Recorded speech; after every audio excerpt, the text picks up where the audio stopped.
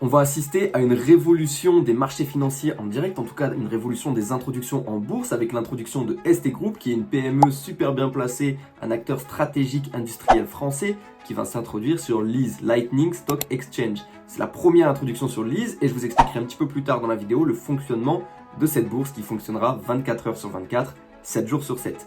Bref, on part sans plus tarder sur la vidéo avec le communiqué de presse de l'entreprise que j'ai fait à ma sauce en intégralité pour vous le mettre dans le bon ordre avec la présentation la plus efficace possible de ce beau business et des beaux leviers de croissance de ST Group. Avant que j'oublie, n'oublie surtout pas de t'abonner, on est bientôt 3000 sur la chaîne, ça me ferait très plaisir de les atteindre avec cette vidéo. N'oublie pas non plus le pouce bleu, le boost, ça m'aide énormément pour le référencement. Et si tu aimes ces vidéos, n'hésite pas à me le dire en commentaire également. Passons sur la présentation, je décale ma tête. La présentation est dans un désordre pas possible comparé au communiqué de presse. Mais c'est normal, c'est l'ordre dans lequel j'aimerais vous le présenter en vidéo et l'ordre dans lequel ça me paraît le plus pertinent en vidéo du coup. On est sur ST Group qui est une nanocap, vraiment une toute petite entreprise mais qui a des leviers de croissance très importants sur des marchés structurellement porteurs. Pourquoi? Parce qu'on est dans les secteurs de l'aviation, les secteurs de l'aéronautique, que ce soit militaire ou civil d'ailleurs, mais aussi dans les secteurs de la défense, du reconditionnement. On va y venir un petit peu plus tard avec aussi les chiffres de l'entreprise. Comprenez bien qu'on est sur un business qui change d'échelle, on est sur un business qui est en train d'accélérer drastiquement, puisqu'à la base, on était un bureau d'études en référence en ingénierie aéronautique, de la R&D externalisée pour des gros clients. On est devenu ensuite des concepteurs, on a créé des infrastructures et avec les infrastructures qu'on a actuellement, on est positionné sur toute la chaîne de valeur, ce qui permet d'avoir un chiffre d'affaires qui accélère massivement. Comme vous le voyez, de 2022 à 2026, on aurait potentiellement un quasi x3, ce qui voudrait dire un 200% de perte sur ce chiffre d'affaires. Mais surtout, de 2022 à 2025, on a fait quasiment x2, et de 2025 à 2026, il y aurait 60% de croissance avec les contrats déjà signés actuellement.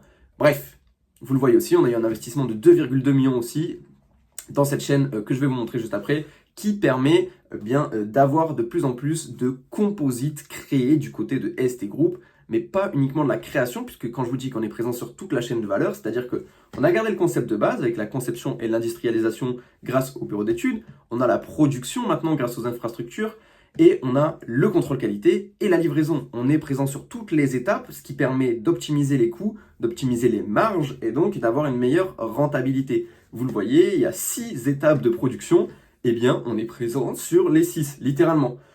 On a des outils qui sont présents avec plus de 2,2 millions d'investis depuis 2021, ce qui va expliquer un petit peu les chiffres qu'on va voir un peu plus tard, même s'ils restent vraiment corrects pour une PME de cette envergure.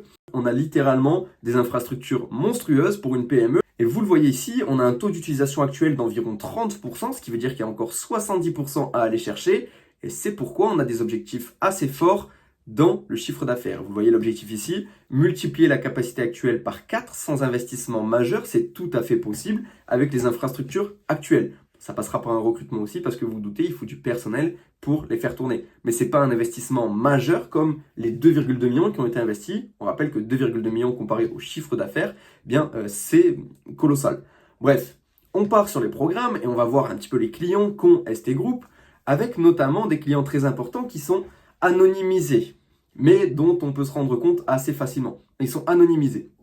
Donc, un programme sur le civil, un programme sur le militaire, et ça, c'est dans l'aviation, où on va donc fournir des composites, des matériaux composites, et on va y venir juste après. Juste notez bien cette stat-là, on a un chiffre d'affaires potentiel lifetime de 59 millions d'euros. C'est quoi un chiffre d'affaires lifetime? C'est un chiffre d'affaires sur 10 ans, avec les contrats déjà signés, et les productions, enfin les estimations de production qu'il va falloir pour les 10 dernières années en suivant les guidances des partenaires du coup. Bref, les 10 prochaines années plutôt. On a du bon gros boulot sur l'aviation civile avec 42 millions d'euros de business et le reste du business vient de l'aviation militaire avec, vous vous en doutez, un partenaire très important que vous connaissez à peu près tous, je pense, dont on va parler aussi dans quelques minutes. On a aussi plusieurs autres programmes qui sont en lancement, notamment dans le spatial et également dans la défense, qu'on va voir un petit peu plus tard également. Premièrement, la croissance civile qui est portée par Airbus et des programmes FAL Airbus. Qu'est-ce que c'est les FAL Airbus? C'est la fin de la ligne de production Airbus sur lesquelles, dans la base aérienne de Toulouse, ST Group est le seul groupe à avoir accès aux composites et à la production et à la pose des composites sur les appareils Airbus. Ce qui fait qu'on a plusieurs matériaux qui sont posés, plusieurs technologies qui sont posées sur ces Airbus. Et la question c'est qu'est-ce qu'on y gagne? Mais avant toute chose, regardez aussi le deuxième client dans le militaire, Dassault Aviation avec le programme Rafale, que vous connaissez tous, et le Falcon 10 qui est donc de l'aviation d'affaires. Là, on est plus sur un jet privé. Mais bref, ces deux contrats-là proposent 59 millions sur les 10 années à venir de chiffre d'affaires. Mais on sait aussi, à chaque nouvelle pièce signée sur un avion, eh bien, on gagne du volume d'affaires. Ça, c'est toutes les pièces qui sont signées actuellement sur le programme 1. Je pense que vous doutez de qui il s'agit. Et vous voyez qu'on a un nouveau contrat qui est signé en 2026, qui fait un chiffre d'affaires actuel par avion de 25 000 euros. Chaque nouvelle pièce rajoute de l'argent ici. Et pourquoi on utilise les matériaux composites, vous allez me dire. Ceux qui s'y connaissent dans l'aviation, vous allez le savoir, mais ceux qui ne s'y connaissent pas comme moi, avant toute chose, même si c'est un milieu qui me passionne en réalité. J'avais vraiment voulu en faire mon métier à un moment, mais la réalité étant que le composite, c'est plus léger, plus résistant, plus flexible, plus durable, plus efficace, et surtout, ça permet de baisser les émissions de CO2 de 25%. Ok ? Les composites sont présents dans 50% des avions à l'heure actuelle, alors qu'il y a 10 ans, c'était uniquement 20%. Ok ? Ce qui veut dire que on a encore de la marge pour arriver à 100% des avions équipés de composites. Et clairement, on fait des économies puisque on a 25% d'émissions en moins. On est plus léger, plus efficace, plus durable, donc moins de changements. Mais moins de changements, pas vraiment, puisque nous avons des reconditionnements qui viennent se mettre en jeu. Et oui, un avion, pendant toute sa durée de vie, a besoin d'être reconditionné à plusieurs reprises. On parle d'en moyenne 3 fois, et ça permet de faire rentrer des revenus récurrents, des contrats à long terme, et c'est ce que vise réellement ST Group. Ce qui vise aussi, c'est les drones qui sont bien intégrés en composite, qui ont besoin de matériaux légers, performants, efficaces pour fonctionner, et donc pour être les moins chers à l'utilisation possibles et les plus fiables, surtout les plus performants. On a aussi le spatial avec les différents satellites. On parle de beaucoup de lancements, on va le voir après, mais il me semble que c'est 12 lancements par jour pour les satellites dans les 20 prochaines années, ce qui veut dire que c'est des satellites qui auront besoin de matériaux les plus légers possibles, les plus performants et durables possibles pour résister aux conditions d'une atmosphère qui pique. Et là, on parle des programmes 5, 6, 7, 8, mais tout est anonymisé, on ne peut pas en savoir. ST Luxury, on y vient juste après, ne vous inquiétez pas, c'est la petite cerise sur le gâteau de la part d'ST Group. Si on part dans la suite, le MRO, donc le reconditionnement. Je vous le disais, le marché des MRO est très fort et chaque appareil a 3 reconditionnements en moyenne dans son cycle de vie. C'est-à-dire que si on a 9000 appareils, on a 27 000 aménagements de cabines en réalité sur nos contrats. Et ça nous donne une visibilité énorme une fois que les contrats sont signés. C'est pour ça qu'on parle de chiffre d'affaires lifetime. Ok ?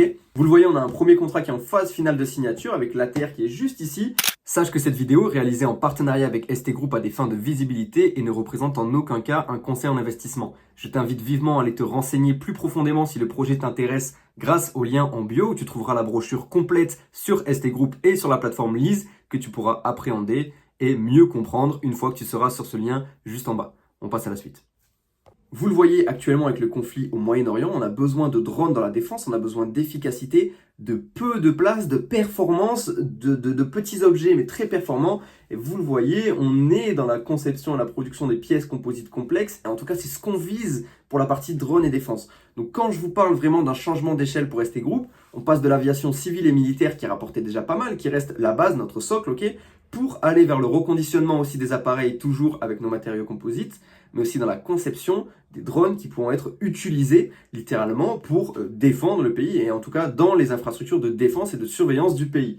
Mais on va aussi parler dans l'espace, ok, des satellites. On n'a pas d'image claire, mais d'ici 2035, plus de 43 000 satellites seront lancés, 12 par jour, je ne disais pas de bêtises. Généralement, un marché estimé à 665 milliards de dollars, ok.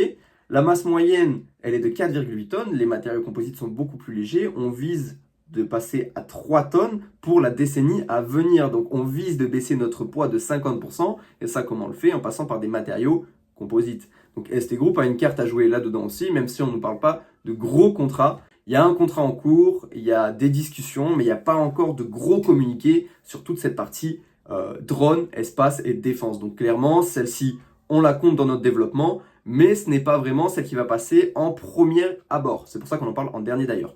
Maintenant, on va parler des chiffres, des croissances, de la guidance. On a les chiffres de 2025 avec une marge d'EBITDA de 0%. Et ça ne va pas vous plaire, je le sais, mais laissez-moi développer un petit peu.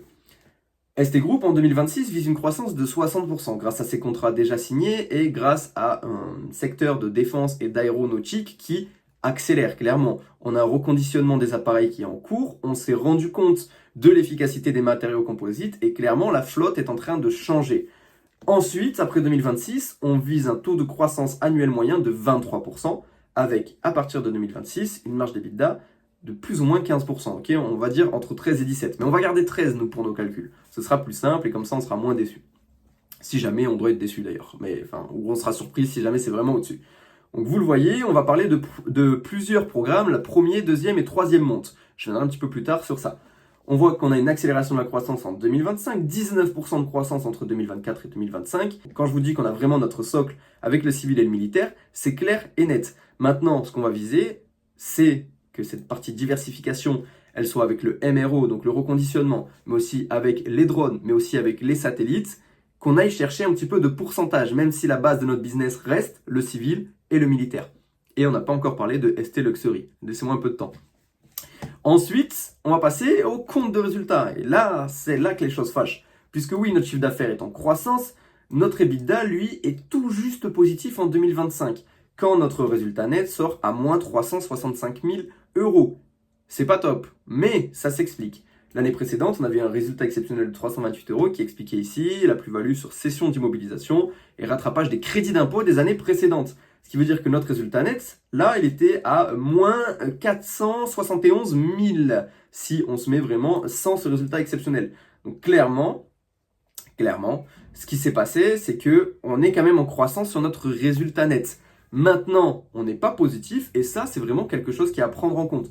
Notre EBITDA l'est depuis 2025, il est en légère progression et à l'équilibre, vous le voyez. Et clairement, ça s'explique par une chose. Vous vous rappelez, quand je vous parlais de toute la chaîne de valeur, on va y retourner, on est utilisé actuellement à 30%. 30% uniquement de toutes ces infrastructures qui ont coûté 2,2 millions sur 5 ans. Maintenant, on n'est qu'à 30% et on vise 50% d'utilisation en 2028, ce qui nous permettrait d'être rentable dans la logique des choses. En tout cas, c'est ce que j'en déduis personnellement. Et la cible de 75 à 80% pour 2030 permettrait de littéralement dégager un beau résultat net. Attention, ici on ne parle pas de distribution ni de rachat d'actions ni rien. Je vous rappelle qu'on est sur une nanocap, on est sur une toute petite entreprise. Cependant, la croissance est claire et nette. Et vous le voyez, on a une ambition de croissance rentable largement embarquée. On utilise nos petits réacteurs d'avion, j'aime bien ces petits modèles qui nous montrent qu'en passant de 4,9 millions, chose qu'on n'est pas encore, on est à 3 actuellement, on pourrait passer de 4,9 millions à 11 millions juste avec les contrats actuellement signés si on respecte les volumes bien sûr d'augmentation de flotte, etc. pour les plus gros contrats du coup, puisqu'on est sur des appels d'offres qui ont été signés mais 5 ans à l'avance, donc on a une visibilité oui, mais avec une petite marge d'erreur, ça c'est à garder en tête aussi. Ça nous ferait des leviers sur la rentabilité en passant la marge d'EBITDA à environ 15%. Ok, on va se baser sur 13%, nous toujours sur nos calculs. Une marge d'EBITDA à 13%, ça te permet normalement d'avoir un résultat net qui est plus que correct, puisque vous le voyez au niveau de cette marge d'EBITDA, on est à même pas 1%. Ok, on a 0,45%, si je ne vous dis pas de bêtises, de marge d'EBITDA. 0,45 c'est extrêmement faible, mais vous voyez qu'on s'en sort en négatif de moins 10%. Pourquoi? Parce que on prend des impôts dans les dents, forcément on est en France, et on a un résultat financier qui vient peser dans la balance.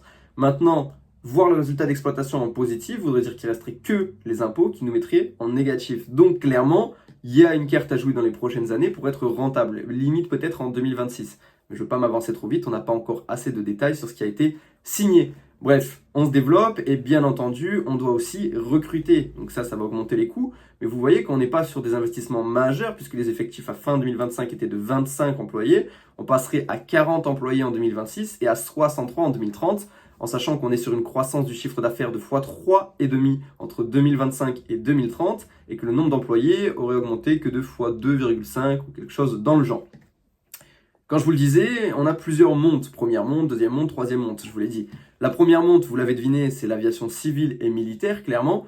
Le but étant d'avoir une cadence qui augmente sur ces systèmes-là, des nouveaux marchés sur programme de longue durée. Donc là, on est vraiment sur le socle, ok? La base, comme pour votre portefeuille en bourse, ça, c'est la base. Ça, c'est le socle. Avec la priorité aéronautique, civile et défense. On est clair et net. Maintenant, on veut accélérer sur le marché de la deuxième monte, donc les pièces détachées, le reconditionnement, la nouvelle vie des appareils. Je rappelle qu'il y en a 3 par appareil de nouvelle vie dans leur durée de vie en moyenne, ce qui fait des gros contrats signés avec des revenus récurrents, ce qui est vraiment très appréciable dans le cadre du business, vous le savez. Et la troisième chose, c'est de capter des nouveaux segments composites, donc le spatial et les drones dans la défense, mais aussi ST Luxury, et ça on y vient juste après, encore une fois. ST Luxury ne fait pas partie de cette levée de fonds, on ne va pas investir grâce à la levée de fonds d'introduction en bourse dans ST Luxury, Mais clairement, c'est un levier de performance pour les années à venir aussi, et il est à prendre en compte en soi dans le business d'ST Group. Même si, je rappelle, la levée de fonds est pour ces secteurs-là, et on va y revenir juste après, il me semble d'ailleurs. Donc, au niveau du spatial et des drones défense, on n'a pas grand-chose dessiné, mais on a un potentiel qui est énorme et qui permettrait donc de lever beaucoup de croissance et même encore d'améliorer ses objectifs. Le tout étant qu'on est sur des 6 positions et avec des 6, on mettrait Paris en bouteille, vous le savez. Le but étant de maximiser l'utilisation de leur outil de production qui a coûté si cher et qui fait qu'actuellement le résultat net étant négatif. Maintenant parlons de ST Luxury qui est la cerise sur le gâteau. ST Luxury, ce serait des objets signature pour la version corporate, une opportunité de croissance additionnelle, certes, mais c'est pas encore marqué dans nos chiffres. ST Luxury se baserait sur des outils en composite, comme vous le voyez là, des outils plutôt des gadgets, des caves à cigares, vous le voyez, des coffrets à montres, des caves à caviar, des valises, des coffres forts, et le tout en matériaux composites. Donc d'une part, c'est extrêmement stylé, et d'une autre part, il y a vraiment une cible pour ça, avec des ultra riches. Et vous le voyez, ce qu'on va viser, c'est les principaux aéroports privés, Miami, Le Bourget, Dubaï, avec toute l'aviation d'affaires qui est en train littéralement de se développer dans le monde entier. Eh bien, on a investi 1,4 million pour créer toute cette gamme de matériaux en composite, ultra luxe, hein, clairement, on va pas se mentir, ça c'est une autre partie vraiment qui peut rapporter beaucoup par contre sur les marges, mais encore une fois, il faut trouver sa clientèle. Et pour trouver sa clientèle, on s'est basé sur vraiment les aéroports les plus privés, les aéroports les plus jet set, si je peux me permettre de dire ça. Et donc pour finir, vous le voyez, notre levée de fonds de l'introduction en bourse permettrait réellement de financer les marchés aéronautiques, civils ou militaires, mais aussi la défense et le spatial pour se baser sur nos montres de base et pas sur ST Luxury, comme je vous le disais, qui est vraiment une autre partie, c'est la cerise sur le gâteau, c'est ce qui pourrait apporter du business dans les mois, années à venir. Maintenant, parlons de la plateforme parce que c'est vraiment ce qui est révolutionnaire dans cette IPO de ST Group. ST Group est une très bonne société avec des leviers de croissance clairs et nets, bien placés dans un secteur stratégique. Mais ce qui change vraiment la donne, c'est que ST Group va s'introduire sur Lease et c'est la première fois que Lease fait une introduction en bourse. Lease, c'est quoi? C'est le rival direct de Euronext dès à présent. La différence, elle est que Lease fait tout pour donner accès à l'économie réelle, c'est-à-dire avoir de plus en plus d'introductions en bourse, pouvoir investir sur des PME, sur des ETI, c'est-à-dire des entreprises qui sont présentes dans l'économie française, dans le quotidien français, mais qui ne sont pas forcément mis en valeur par les places boursières normales, car trop cher. Car oui, une introduction en bourse, ça coûte cher. Ça coûte cher surtout de la maintenir également, parce que les réseaux, les intermédiaires, etc., tout ça a un coût. Et Lease, en étant backé sur la blockchain, c'est-à-dire que quand tu as une action possédée sur Lease, tu as aussi un token qui est derrière sécurisé sur la blockchain et qui surtout permet d'effacer un nombre d'intermédiaires énorme et donc qui crée un réseau moins cher. Moins cher pour l'émetteur, moins cher pour l'entreprise qui en bénéficie et moins cher pour toi avec des frais de commission très compétitifs et surtout très clairs. Attention cependant, ce n'est pas comme la blockchain classique. Cette blockchain n'est pas publique, tu ne peux pas retrouver une adresse aussi facilement. Il y a que certains opérateurs et certains régulateurs qui y ont accès pour avoir encore plus de sécurité. Je tiens à dire également, car c'est un point important, que Lease n'est pas sur PEA, clairement. Lease, c'est un compte titre que tu ouvres sur la plateforme. D'ailleurs, tu as le lien en bio pour ouvrir ton compte titre, mais surtout aussi pour te documenter sur ST Group en grande profondeur. Tu as tous les communiqués de presse, tout est dispo sur la plateforme avec le lien en bio. Bref, j'espère que cette vidéo t'aura aidé, j'espère que tu y vois plus clair sur cette nouvelle IPO, sur les leviers de performance qu'elle peut avoir grâce à l'entreprise, mais aussi grâce à la plateforme sur laquelle elle est introduite. C'était Jackset, c'est avec plaisir de te retrouver pour une prochaine vidéo. Ciao, ciao.